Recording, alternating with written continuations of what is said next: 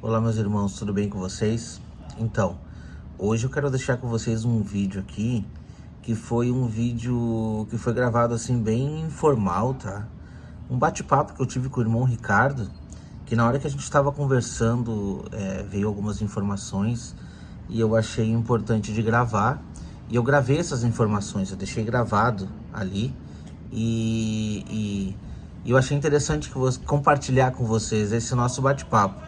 Não é um vídeo formal, não estou trazendo assim nada escrito de texto, não tem roteiro, script, nada. Realmente foi uma conversa entre eu e ele, mas como ele passou um conhecimento, um estudo que ele fez, eu acho interessante compartilhar com vocês, tá?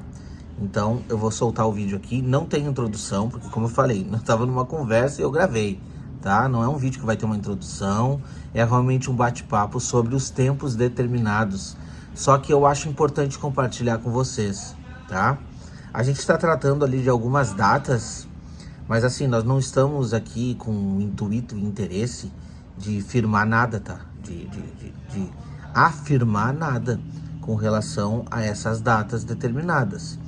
Mas uma proximidade existe, tá? Isso deve ser levado em conta. Eu acredito que você vai achar, no mínimo, interessante e talvez possa te ajudar nos estudos a respeito dos tempos determinados, tá bom? Então, vou deixar com vocês esse vídeo aqui. É um vídeo, como eu disse, repito, não tem introdução, talvez não vai ter um final apelativo, não tem nada, tá? É uma conversa informal entre eu e o irmão Ricardo, mas esse bate-papo eu decidi gravar e eu vou compartilhar com vocês, tá bom? Então assista aí até o final, se você gostar, aí deixa o joinha para que a gente possa saber de que pelo menos esse vídeo pôde ajudar alguém, tá bom? Que Deus abençoe e até o próximo vídeo. Tem... Eu quero gravar isso. É? Não vou lançar, vou guardar, tá? Eu Ah, quero tá. gravar. Então explica para Entendi. mim, irmão Ricardo, o que que acontece, o que aconteceu ali com a história de Abraão. Repete para Tá. nós, por favor. Bom, se nós pegarmos aí Gênesis 5, Gênesis 11, principalmente, nós vamos ter aí os anos do nascimento de cada patriarca. Nós podemos pegar aí o ano que cada um nasceu, o tempo que viveu e o ano da sua morte, a partir de Adão. Uhum, Então, depois eu vou te mandar aí a tabelinha certinho. Abraão nasceu em 1948, depois de Adão. uhum, E se nós realizarmos um paralelo entre sombras e realidades, né? 1948, depois de Jesus, que é o último Adão, conforme Paulo descreveu em 1 Coríntios 15, 1948 renasce Israel. Então parece que existe um paralelo, né, entre a trajetória de Abraão com a trajetória da humanidade nesses últimos dias. Então, eu creio que existe uma importância no ano de 1948.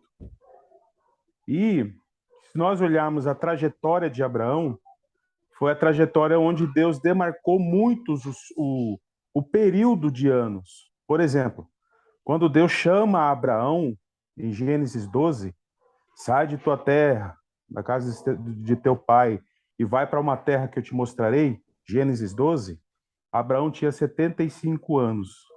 Deus registrou que ele tinha 75 anos. Se nós pegarmos o nascimento dele em 1948 e somarmos os 75 anos de vida, vai dar 2023 depois de Adão. uhum. Se nós continuarmos com esse paralelo, sombras e realidade, né, é possível que haja algo de Deus em 2023, depois de Jesus, que é o último Adão? Ou seja, estamos em 2022. Será que vai ter algo ano que vem? Será que vai haver uma prova de fé para os santos, para os servos de Deus? Porque os que são da fé é que são filhos de Abraão. Então existe algo de Deus na trajetória de Abraão para o ensinamento dos filhos da fé nesses dias. É, Então, eu. na verdade, quando ele recebeu esse chamado, A gente sabe muito bem, talvez ele não sabia naquele momento, mas era para testar a fé dele. Exatamente. Foi E para muitas das testar a fé. vezes, e nós estamos nessa caminhada também, né? Nós estamos recuperando, né? Restaurando aí o evangelho genuíno do reino. Queremos que o propósito, queremos saber e entender o propósito de Deus para este tempo. E essa busca que nós precisamos realizar está em consonância com a busca de Abraão naquele tempo, dele Uhum. buscar o propósito de Deus para a vida dele, a promessa.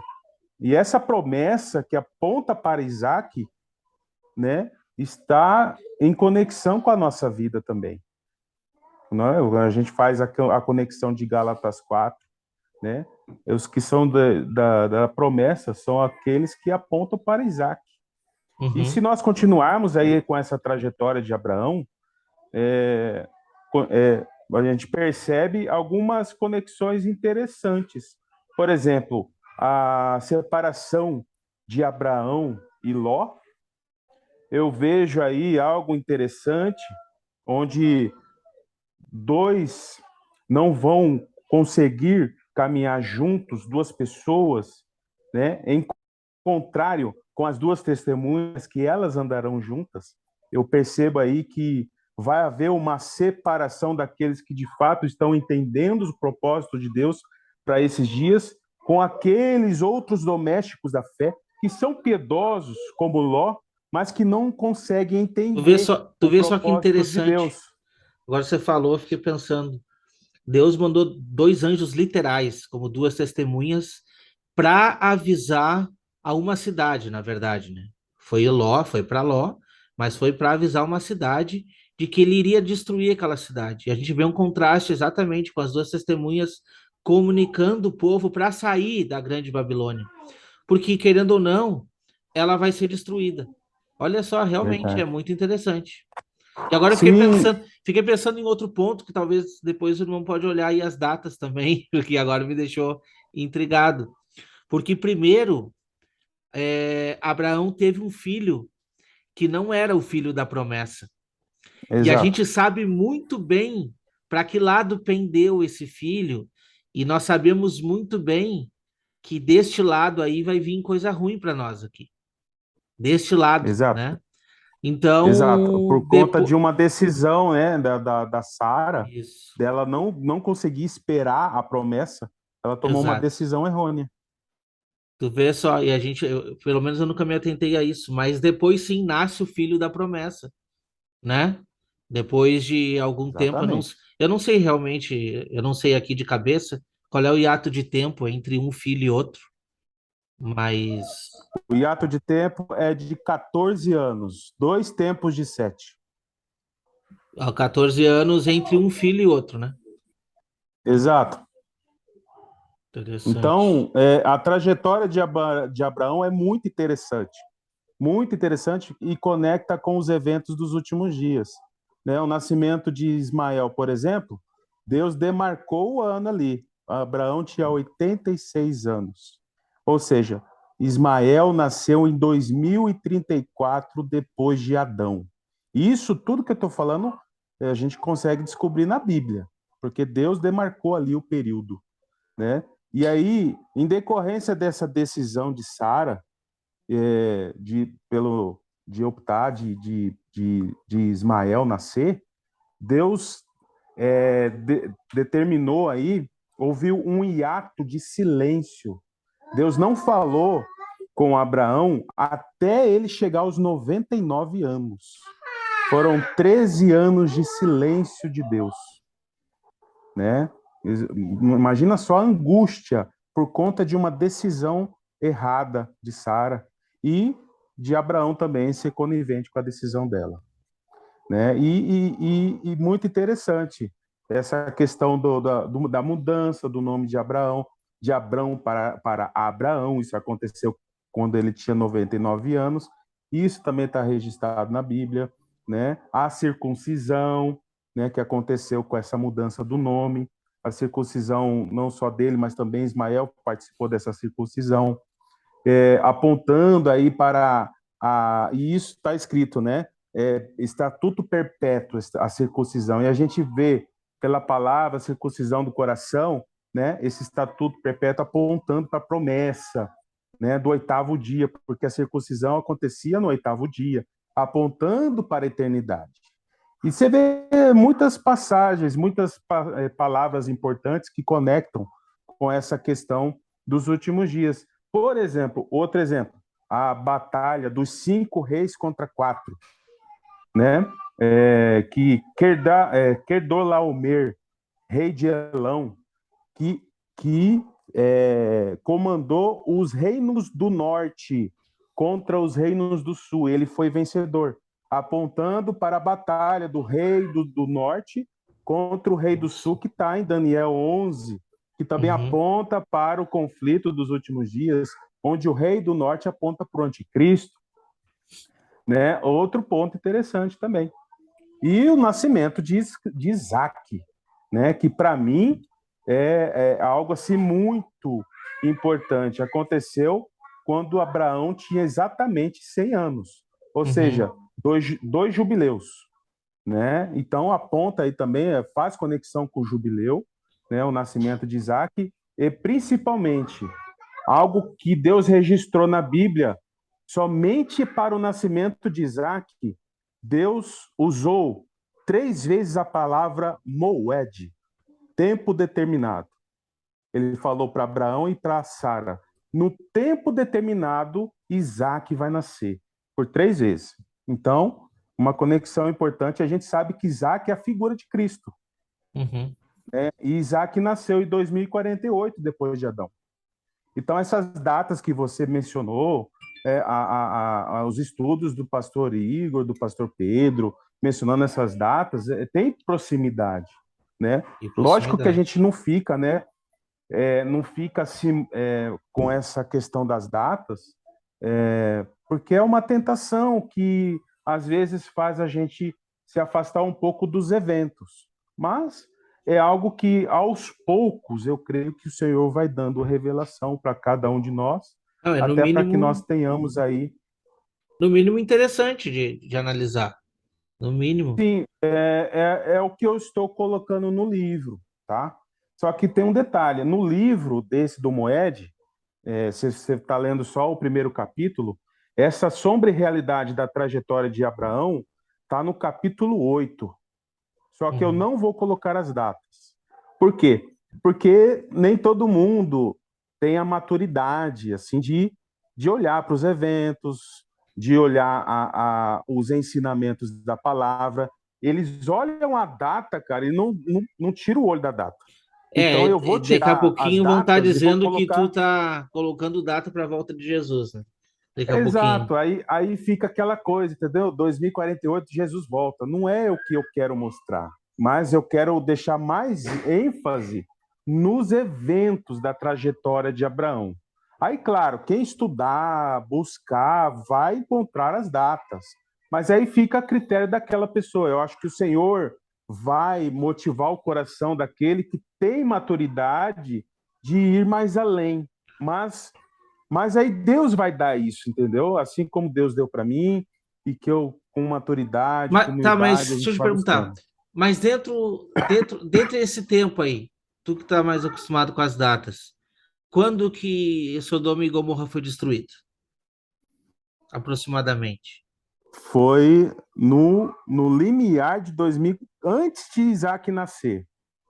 Mas Mas, bem assim no limiar mesmo.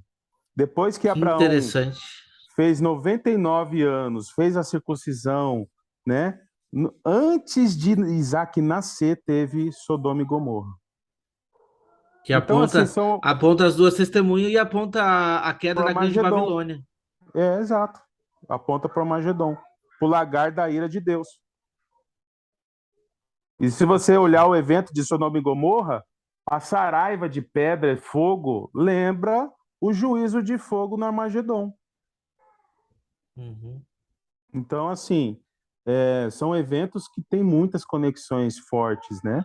Por isso que eu vou enfatizar nos eventos e ocultar as datas.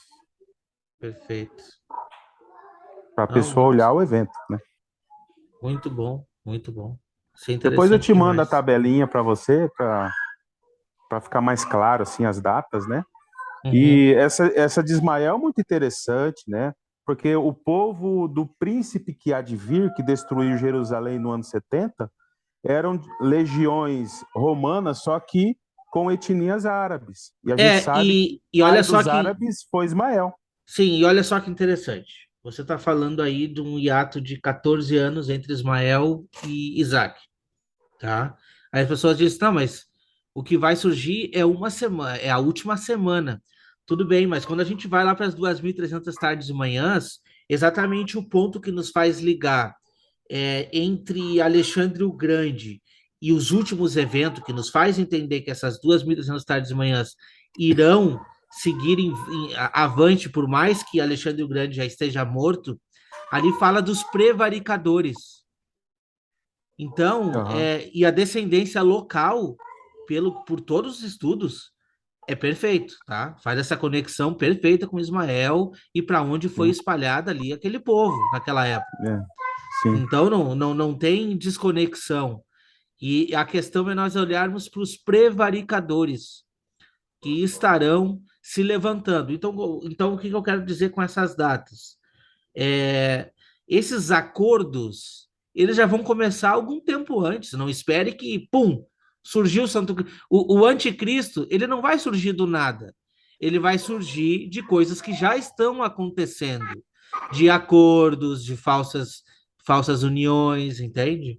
Ele vai comendo pelas beiradas até chegar naquele Exato, momento. até chegar naquele ponto exato, entendeu? Então, realmente, é muito interessante.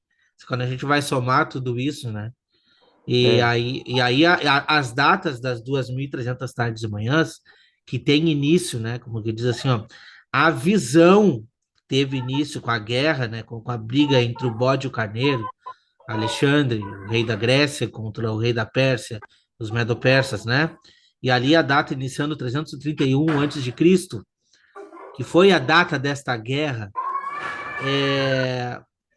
Se você vai somar no calendário judaico, mais ou menos vai estar chegando aí em 2040.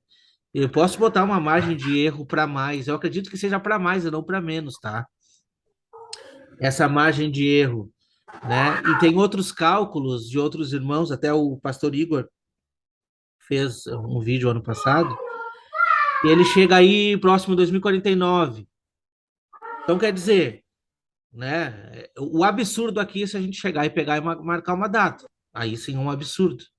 Mas agora, a gente querer entender os tempos e ficar ligado, eu acredito que é muito relevante e importantíssimo. Para sim, preparação também, né? exato, exato. A gente vê muitas sobre as irrealidades, né? E você Sim. vê que elas têm consonância entre elas. Essa trajetória de Abraão mesmo, eu vejo muita familiaridade, né? E é isso que eu vou enfatizar nesse livro que eu estou trabalhando aí. Eu até vi a introdução, até agora só vi a introdução e andei lendo ali o sumário dos capítulos e já me deixou com vontade de estudar. Falta um pouco de tempo, mas eu vou adiante, pode ter certeza. Legal. Quando você chegar no capítulo 2, você vai encontrar coisas interessantes, né? Porque eu fiz 2 séculos para cá, dos eventos catastróficos. E os eventos catastróficos que ocorreram depois de 48, muitos desses eventos marcantes aconteceram nas datas das festas bíblicas, Uhum. principalmente das 3 últimas festas: Que trombetas, interessante. expiação e tabernáculo. Por exemplo, nós estamos no ano de Shabat Shemitah, dos judeus, que encerra agora em trombetas desse ano. Talvez aconteça um evento catastrófico entre trombetas até tabernáculos aí, que vai de 25 de setembro, agora, até meados de outubro. Talvez aconteça, talvez não, mas eu estou monitorando, porque isso faz Monitorando, parte do atento. livro. Sim, Exatamente. E tem muitos, interessantíssimo. muitos eventos aí, principalmente furacões, tufões, né? Aí onde você está, por exemplo, Estados Unidos, né? É muito açoitado com furacões, né? Dos dois lados. Então, isso é um sinal que Deus, para mim, né? Porque acontece muitos desses nas festas bíblicas, são sinais assim que a gente precisa estar atento, né? O outro detalhe, porque princípio de dores, dores de parto, as dores não vão aumentando conforme o parto vai chegando. Uhum. Então, nesse relatório que eu fiz de pesquisa dos eventos, as dores, ou seja, os eventos catastróficos, foram aumentando gradativamente. Então, antes, lá no século passado, século XX, acontecia um ou outro. E aí, do final do século agora, dos anos 90 para cá, a coisa multiplicou. Então, constatação de que princípio de dor está aumentando com esses eventos. É uma evidência. E você acha que tem, estava pensando, você acha que tem alguma conexão com os efeitos catastróficos que acontecem no Brasil normalmente, normalmente em época de fevereiro, normalmente, né, vem acontecer alguma coisa assim. Será que a época influencia? Porque normalmente é alguma coisa assim, realmente com,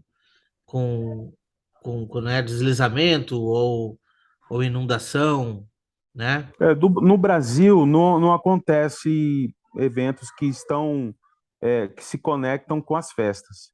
O que ocorre bastante assim, terremotos, furacões, né, que acontece aí na parte do Anel de Fogo, né? Tem os tufões lá na Ásia e os furacões aí pro lado da América, né?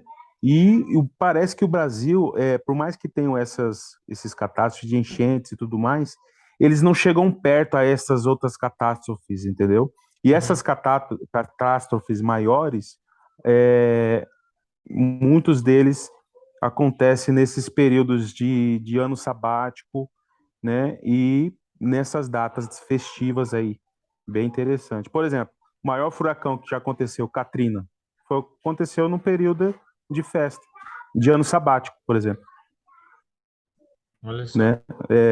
O 11 de setembro aconteceu num período de ano sabático, né?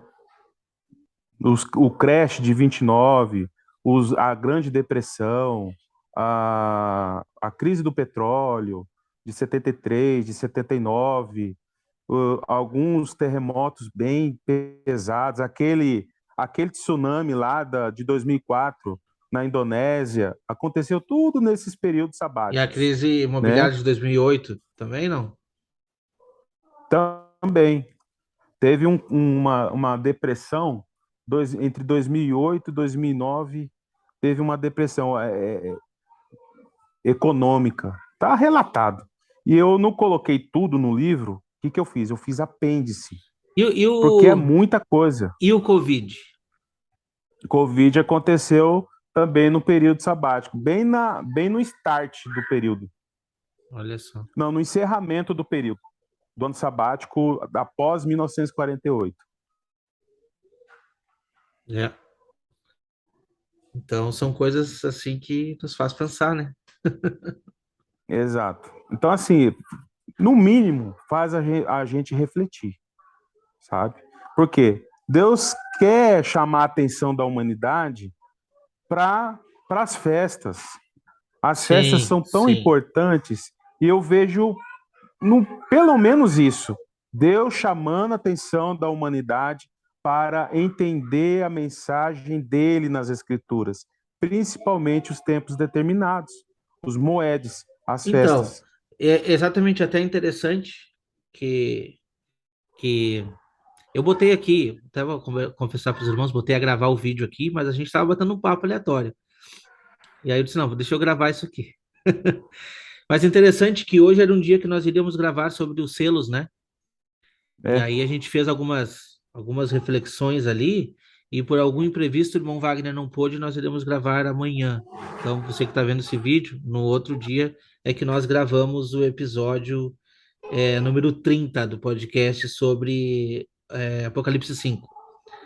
Mas esse selamento, tá, a gente vai tratar aí nesse episódio exatamente sobre o livro selado, e a gente conseguiu ver que este livro, ele tá muito, como é que eu posso dizer, muito conectado com sabedoria.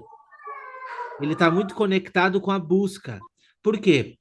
Porque o mesmo que diz, não achei ninguém digno para abrir o livro, né?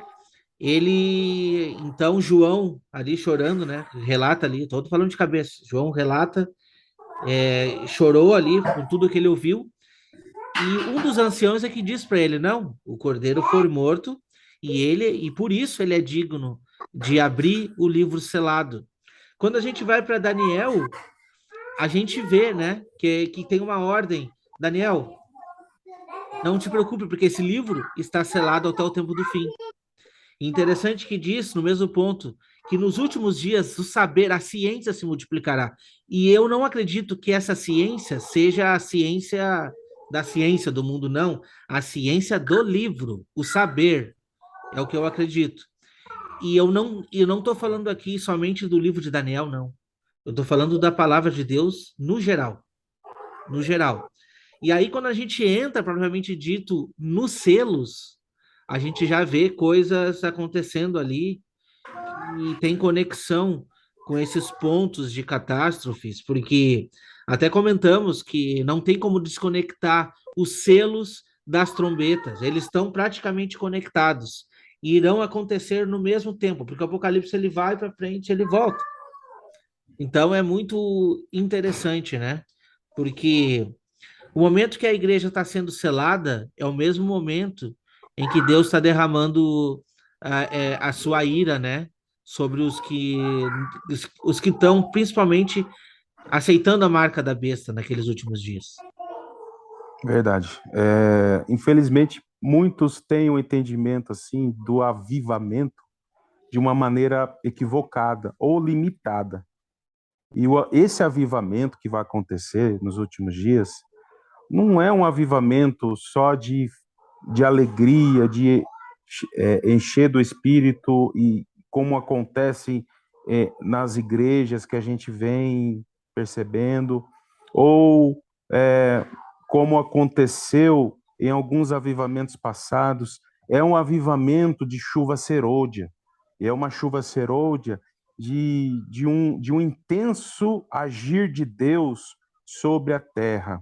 E esse agir de Deus, ele vem acompanhado de juízo, De vem juízo. acompanhado de flagelos, de trombetas. Ou seja, vai haver aí uma triagem, de fato, como está escrito em Malaquias 3,18, se não me engano, em que realmente vai acontecer a divisão daquele que realmente serve a Deus e daquele que realmente não serve a Deus. Eu Então, acredito que esse vai ser o ponto da sacudidura, como se exato, diz. exato. Vai haver aí uma triagem. Nessa triagem, muitos rebeldes serão revelados, porque cada um aí, né, defende a sua doutrina, defende, né, com unhas e dentes aquilo que foi ensinado desde o princípio, mas que foi algo que foi endurecendo o coração, né, tornando um coração difícil, como está escrito em Ezequiel, né, é uma dura cerviz, por conta do orgulho, da soberba. Isso foi sendo construído durante as gerações em muitos lugares, em muitas doutrinas. E o Senhor vai agir de uma maneira tal, né, a confrontar todas as doutrinas, todos os nossos pensamentos, entendimentos, eles serão confrontados. É a provação do fogo dos últimos dias. Por isso que o Senhor requer a palavra chave é arrependimento. Se nós buscarmos desde já esse arrependimento, principalmente daquilo que nós aprendemos desde um princípio, esse coração humilde que nós precisamos ter, né, e descer níveis de profundo arrependimento, como Daniel fez, né, em prol dos outros, é o que Deus espera de cada um de nós. Então nós precisamos entender essa mensagem e que o avivamento ele vem com confronto. É verdade. Eu não. Sabe que eu fico muito pensativo. Eu sou uma pessoa que eu escuto muita coisa, eu leio, eu estudo, e eu fico pensativo assim. Cara, eu não vejo uma igreja preparada para isso. Hoje eu não vejo. Sabe? Não sei se é uma coisa só minha, entende? Sabe? Eu vejo assim que realmente Deus muitas vezes está para vomitar. É, Porque, a gente fica ao redor, né, olhando, e nós mesmos nos sentimos assim, né, é, longe do que o Senhor requer dos santos nos últimos dias. O tanto que a gente tem que ainda caminhar, remar, não, para sim, alcançar esse posicionamento, né? não, com Chega a dar certeza. aflição Mas na gente. o que eu quero dizer é o seguinte, ó. A palavra de Deus diz que sem profecia o povo se corrompe. Então, aí tu diz isso para qualquer pessoa, e diz, não, mas eu entendo de profecia, eu sei. Não, sem o entendimento da profecia. Porque se a profecia nos aponta os tempos determinados e nos faz ficar ligados nisso, isso nos mantém acesos, nos mantém com o fogo, com a lâmpada, assim, olha, eu preciso vigiar os meus caminhos, porque o tempo está próximo. E aí a gente vê as pessoas dizendo, não, isso eu escuto desde pequeno, que o tempo está próximo. E cadê Jesus? Jesus nunca voltou. Isso também é profético. Mas eu vou dizer para ti, eu assim, tô tendo as minhas convicções que é nessa geração, tá? É. Eu acho que Hum, tudo está apontando que está se desenhando para essa geração, e é por isso que eu, dentro de mim, ao estudar, ao tentar passar essas mensagens, né? Por mais que seja para o mínimo pessoas possível, eu tenho que me preocupar com a minha salvação, entendeu? Já não há mais tempo de tu estar correndo atrás de coisas supérfluas, porque o tempo está próximo. E quanto mais a gente estuda, mais a gente vê quão importante é estar conectado para não perder o hiato desse tempo. Porque assim, ó, acontece com todo mundo de vez em quando tu desviar a tua atenção da profecia, desviar a tua atenção. Não, não, tudo bem, eu tenho minha responsabilidade com Deus e tudo, só que eu sigo a minha vida de uma forma com que eu não me preparo realmente para isso, entende? é. E ao mesmo Uhum. tempo que Deus, eu acredito que fica assim, esperando a disposição de alguém para sair, para pregar, para sair, para mostrar, entende? Então, quando a gente estuda as profecias e tenta ter um discernimento, a gente consegue ver, cada dia que eu estudo e que eu vejo assim, nossa, existe esse ponto que eu ainda não sabia, e que faz conexão com outro ponto, e com outro ponto, com outro ponto, e que juntando tudo, a gente fica maravilhado, entendeu? É, Por exemplo, verdade. ontem eu fiquei estudando, e quando eu vi já era meia-noite, fui dormir, quando eu vi me acordei 4:30 da manhã e já fiquei estudando também, porque eu não consegui mais dormir. Os pensamentos na minha cabeça ficaram, entende? Sim, sim. Então, e a gente fica meditando. E o que que eu vou dizer? Eu não estou falando isso da boca para fora, ou como arrogância, mas a palavra diz que o sábio, ele medita dia e noite na palavra de Deus. E falta isso. As pessoas estão muito É. mais preocupadas em bater o cartão. Deixa eu bater meu cartãozinho lá do dia do culto, do que ter uma busca interpessoal. E esse é um perigo. Esse é um perigo, porque a gente não pode terceirizar a nossa fé, tá? E todos nós aqui, eu não sou contra o templo religioso. Devemos ir congregar, isso tudo é bíblico, mas que não possamos terceirizar a nossa fé. A fé ela não deve ser terceirizada, entendeu? Eu não posso, tipo assim, eu vou lá na casa de Deus. Não, antes de tu ir na casa de Deus, entenda que tu é a casa de Deus. Tu entendendo isso, Exato. aí você vai lá para se congregar, porque sim, lá tem a voz do noivo, lá é um lugar bom para a educação dos filhos. Por mais que tenha erro, ainda, Apocalipse 18 diz, né? Até a caída da Babilônia vai se escutar a voz do noivo lá dentro, entende? Então, quer dizer, é, devemos sim congregar, mas não esquecer do nosso compromisso interpessoal. Esse para mim é o ponto principal de tudo, sabe? E eu vejo as pessoas dormindo. sabe? É eu olhar para o lado, eu não preciso ir muito longe, não, irmão Ricardo. Eu olhar para o É, lado, eu vejo amigos, eu vejo parentes dormindo. Não, mas eu sim, estou na igreja, tá tudo bem. Não é assim, não é bem assim. verdade. É, nós precisamos edificar a nossa casa, né? É, graças a Deus, Deus me deu a oportunidade de constituir família. Então tenho eu, minha esposa, meus filhos, né? Fazer da nossa casa um culto, né? Nós ceiamos aqui, nós louvamos a Deus, as crianças oram e, e Deus vai dando estratégia, Deus vai dando é, momentos em que pessoas se aproximam de nós.